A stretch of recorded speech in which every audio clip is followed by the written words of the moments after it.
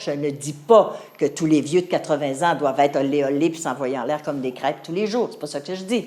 Je dis que dans certains cas, c'est ça et c'est correct.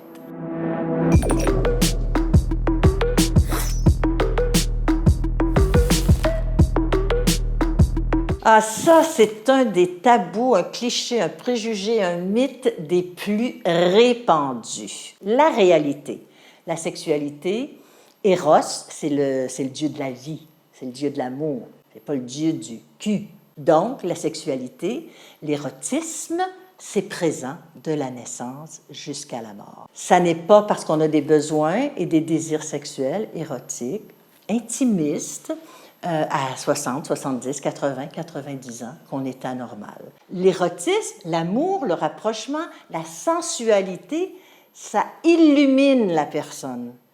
On devient tout à coup quelqu'un d'intéressant pour l'autre. On devient unique pour l'autre. C'est complètement faux. Les personnes vieilles ont autant de valeur que n'importe quelle personne de n'importe quel âge. L'exemple que je donne souvent, je sors un billet et je leur dis, supposons que ce billet-là représente le sentiment de votre valeur. Hein? Je le froisse, je le salis, je mets mes pieds dessus, je le jette par terre, je le traîne dans la poussière. Et tout à coup, je reprends le billet de 20 €, de 20 $, de 20 francs suisses, peu importe. Je reprends le billet et je le défroisse. Et je le montre à mes personnes qui sont devant moi et je leur dis, combien vaut ce billet maintenant? Ce billet vaut toujours 20 €. La valeur d'une personne ne change pas au cours des années. Il y a plein de choses qui changent, mais pas jamais la valeur intrinsèque d'une personne.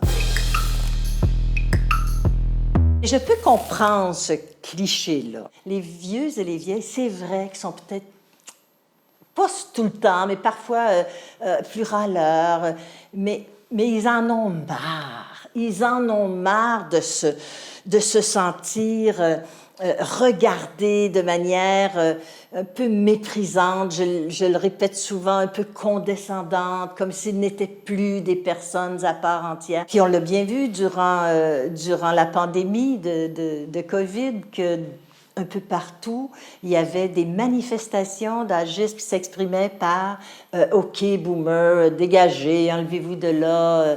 Il y avait comme une sorte de mépris, de haine, de méchanceté à l'égard des personnes âgées. Alors, quand on voit ça, on peut comprendre que les vieux et les vieilles en aient marre et soient bougons. Je reçois beaucoup de mails, de courriels où les gens me disent on a l'impression qu'on nous regarde comme si on ne servait plus à rien, comme si on était inutile. Bien, quand on vit avec cette perception-là, il faut y réfléchir. Je vous invite à y réfléchir. Il y a peut-être de quoi. Il y a peut-être une explication au fait qu'on peut avoir l'air un peu râleur, un peu bougon, un peu antipathique parfois. Il n'y a que dans la nature, chez la nature humaine, dans l'espèce humaine, que ce qui est vieux est considéré comme laid. La beauté, dans notre culture, chez les humains et dans nos cultures, elle est perçue, là encore, comme quelque chose de réservé à la jeunesse. Ce qui est beau est jeune et lisse. C'est vrai que c'est beau, mais comme c'est beau, un lever de soleil, hein, un jeune, moi je regarde, ma petite fille, elle est belle comme un lever de soleil. Puis moi, j'espère que je suis belle comme un coucher de soleil. Regardons les tableaux anciens qui sont autant prisés que les tableaux très modernes, sont très, très, très différents. Alors, je pense que la beauté, elle est dans la vie, elle est dans le mouvement.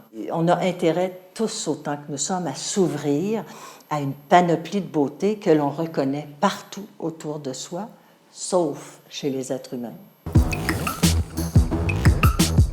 C'est un préjugé de croire que les vieux, en général, sont incapables d'apprendre de nouvelles choses, sont incapables de se familiariser avec les nouvelles technologies, sont incapables d'enregistrer des informations nouvelles. C'est complètement faux. Il y a des personnes âgées qui apprennent des choses très tard. J'en connais une personne âgée qui apprend à conduire à 73 ans. Il y a plein de gens âgés qui ont appris la technologie. Il y a des gens âgés qui font des maîtrises, des doctorats à l'université. Les travers, les faiblesses, les fragilités des personnes âgées, on les retrouve aussi chez les plus jeunes. Bien sûr, on fait les choses plus lentement quand on est âgé, c'est un fait. Mais les connexions entre les cellules se font aussi bien.